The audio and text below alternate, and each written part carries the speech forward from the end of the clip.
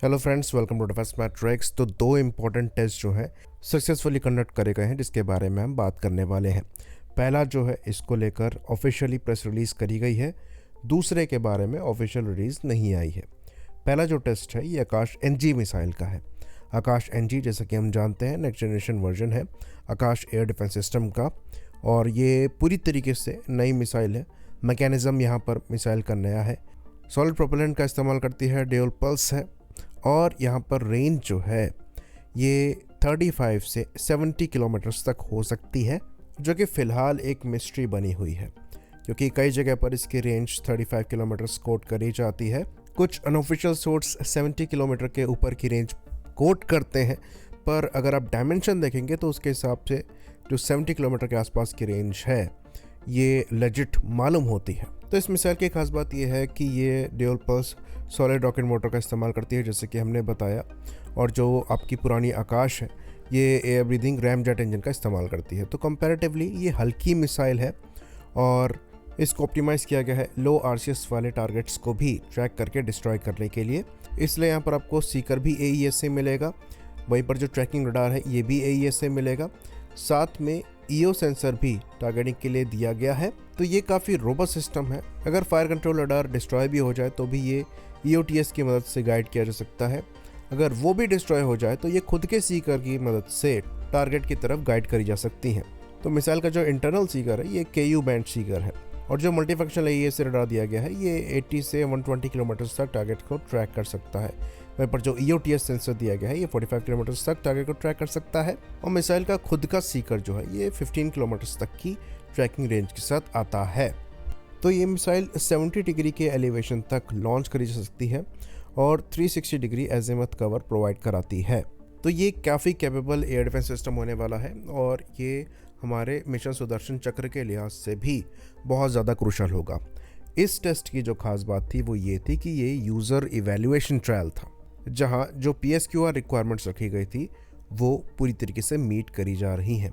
तो इस particular test में जो टारगेट को इंटरसेप्ट किया गया है ये डिफरेंट रेंजेस और एल्टीट्यूड में किया गया है। तो नियर बाउंड्री, लो एल्टीट्यूड और लॉन्ग रेंज के साथ साथ हाई एल्टीट्यूड सिनेरियोज में भी टारगेट को डिस्ट्रॉय करके इस एयर डिफेंस सिस्टम से देखा गया है। तो जो पैरामीटर्स रखे गए थे उसमें ये मिसाइल खरी उतर रही है, और अब डोर ओपन हो गया है इसके सर्विस इंडक्शन के लिए। अब बात करते हैं दूसरे टेस्ट की, जिसके बारे में पब्लिक डोमेन में ज़्यादा डिस्कशन नहीं हो रहा है। तो ये चीज़ हम जानते हैं कि एक नोटाम रिलीज़ किया गया था करीबन 30-40 किलोमीटर्स का, जो कि 22 से 24 दिसंबर तक वैलिड था। तो ये विशाखापट्टनम के पास से रिलीज़ किया गया था अंडर वाटर मिसाइल टेस्ट के लिए, और सुनने में आ रहा है यहाँ से मिसाइल भी टेस्ट करी गई है।